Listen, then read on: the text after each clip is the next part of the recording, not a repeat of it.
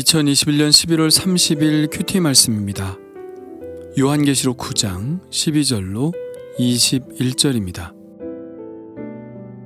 첫째 화는 지나갔으나 보라 아직도 이후의 화 둘이 이르리로다. 여섯째 천사가 나팔을 불매 내가 들으니 하나님 앞 금제단 네 뿔에서 한 음성이 나서 나팔 가진 여섯째 천사에게 말하기를 큰 강 유브라데에 결박한 네 천사를 놓아주라 하매 네 천사가 놓였으니 그들은 그 년 월 일 시에 이르러 사람 3분의 1을 죽이기로 준비된 자들이더라. 마병대의 수는 2만만이니 내가 그들의 수를 들었노라. 이 같은 환상 가운데 그 말들과 그 위에 탄 자들을 보니 불빛과 자줏빛과 유황빛 호심경이 있고 또 말들의 머리는 사자머리 같고 그 입에서는 불과 연기와 유황이 나오더라. 이 세 재앙 곧 자기들의 입에서 나오는 불과 연기와 유황으로 말미암아 사람 3분의 1이 죽임을 당하니라. 이 말들의 힘은 입과 꼬리에 있으니 꼬리는 뱀 같고 또 꼬리에 머리가 있어 이것으로 해하더라. 이 재앙에 죽지 않고 남은 사람들은 손으로 행한 일을 회개하지 아니하고 오히려 여러 귀신과 또는 보거나 듣거나 다니거나 하지 못하는 금, 은, 동과 목석의 우상에게 절하고 또 그 살인과 복술과 음행과 도둑질을 회개하지 아니하더라. 아멘.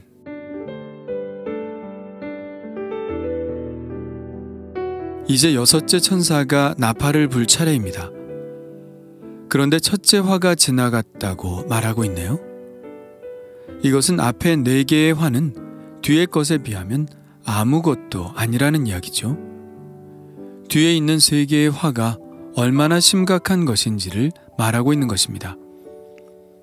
천사가 나팔을 하나하나 불 때마다 어떤 일이 일어날까 관심이 점점 고조되는데요. 여섯째 천사가 드디어 나팔을 붑니다. 나팔 소리가 나자 하나님 앞 금제단 네 뿔에서 음성이 나오더니 여섯째 천사에게 말합니다. 큰 강 유브라데에 결박한 네 천사를 놓아주라.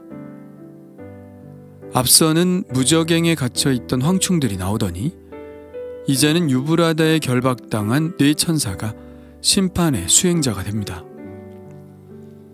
그런데 왜 이들은 유브라데에 결박되었을까요? 유브라데 강은 강 동쪽에 사는 사람들과 서쪽에 사는 사람들을 분리시킵니다. 서로 다른 문화권을 가지고 있죠. 천사가 유브라데에 결박되었다는 것은 유브라데 동쪽에 있는 세력들이 서쪽으로 넘어오지 않도록 막고 있었다는 이야기가 될 겁니다. 유브라데 서쪽에는 당시 파르티아 제국이 있었죠. 파르티아 제국은 로마의 늘 위협적인 존재였습니다. 주전 53년과 주후 62년에 유브라데 강을 건너 로마 제국을 침공한 적도 있었죠. 요한이 이 환상을 보았을 때 당시 그리스도인들은 파르티아의 기병들을 생각했을 것입니다. 16절에 마병대의 수가 2만만, 즉 4억이라고 이야기하고 있는데요. 파르티아는 매우 강력한 마병대를 가지고 있었습니다. 박해받는 그리스도인들은 이 파르티아 군대가 쳐들어와 로마의 이 악한 통치를 끝내줄 것이라는 기대를 품었겠죠. 이 천사들이 놓이자 그 년 월 일 시 정해진 시간에 그들에게 부여된 일을 계시합니다. 그 일은 사람 3분의 1을 죽이는 것이죠. 앞서 황충의 자세한 모양이 서술된 것처럼 이 말들과 탄 자들이 묘사됩니다. 불빛과 자줏빛과 유황빛 호심경이 있고 또 말들의 머리는 사자머리 같고 그 입에서는 불과 연기와 유황이 나왔죠. 이 불과 연기와 유황으로 사람 3분의 1이 죽임을 당합니다. 이 불과 연기와 유황으로 된 살상 무기는 무엇을 연상하게 하나요? 세계 인구의 3분의 1이 죽임을 당할 정도면 이 불과 연기와 유황은 살상 능력이 대단했어야 할 겁니다.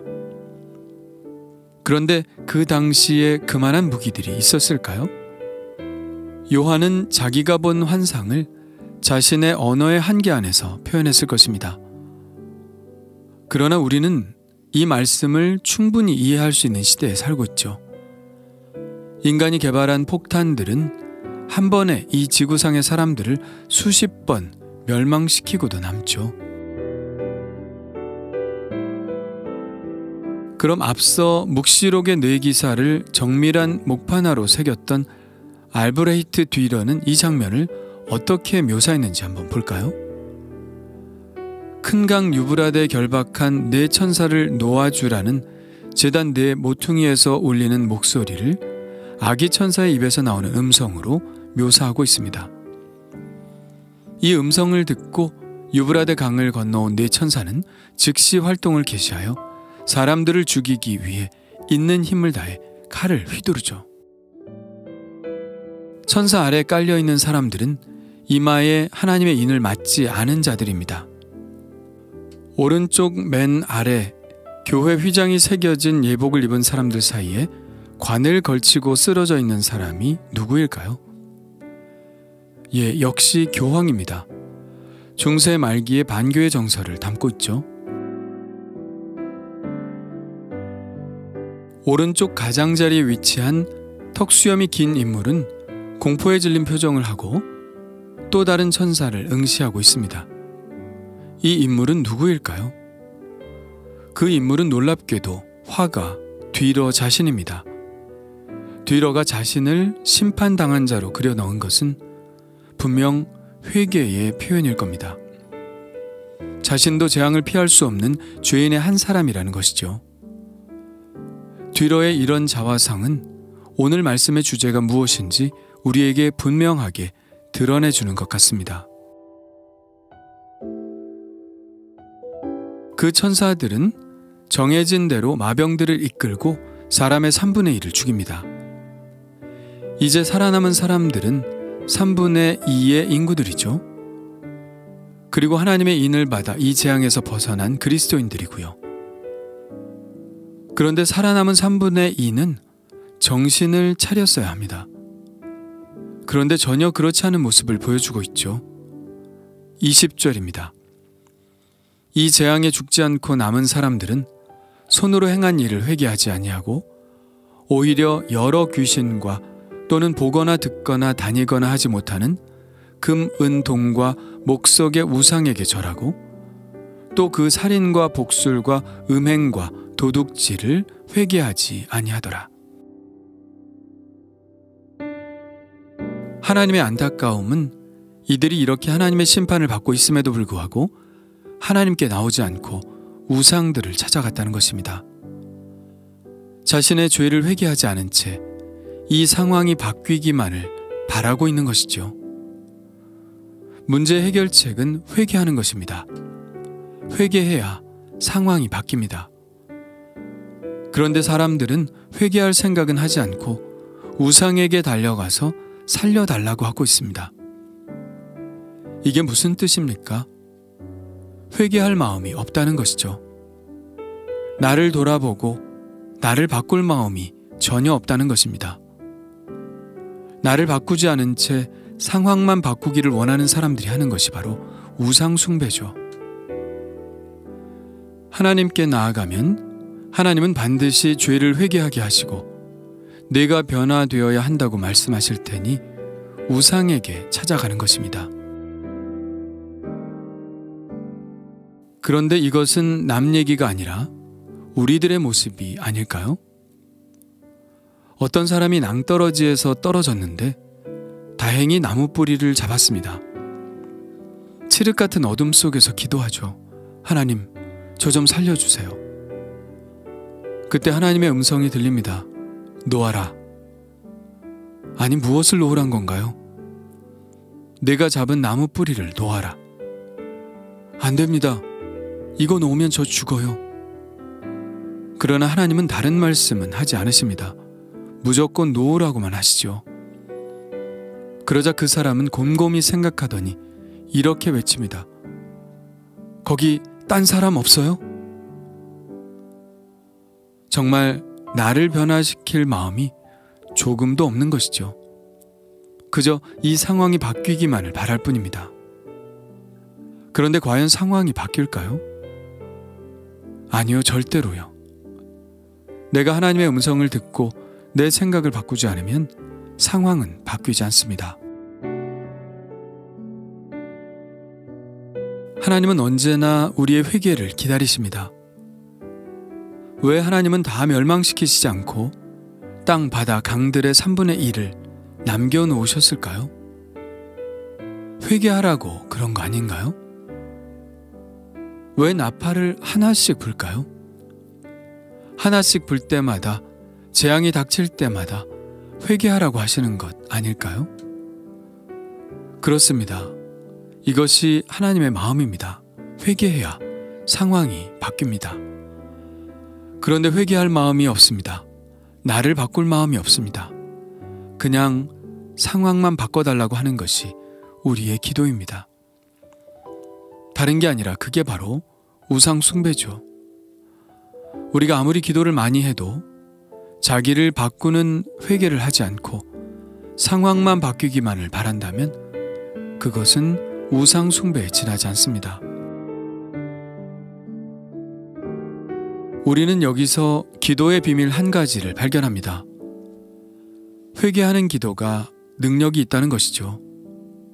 회개하는 기도가 상황을 바꾼다는 것입니다. 만일 기도를 해도 상황이 계속 바뀌지 않는다면 기도의 방향을 바꿔보는 것은 어떤가요? 나에게로 말이죠. 회개하고 자복하면, 그렇게 자신을 볼 수 있게 되면 상황은 바뀔 것입니다. 왜 그럴까요? 바로 하나님이 상황을 컨트롤하시기 때문이죠. 회개하지 않는 자의 상황을 하나님은 절대로 바꿔주시지 않습니다. 오늘도 부지런히 나를 돌아보고 회개함으로 우리의 상황을 컨트롤하시는 그 하나님을 삶 속에서 경험하기를 원합니다. 주님 감사합니다. 주님은 모든 사람이 구원받기를 원하신다는 사실을 믿습니다. 이 세상의 모든 사람들이 자신의 죄를 회개하고 하나님께로 나올 수 있도록 자비를 베풀어 주옵소서.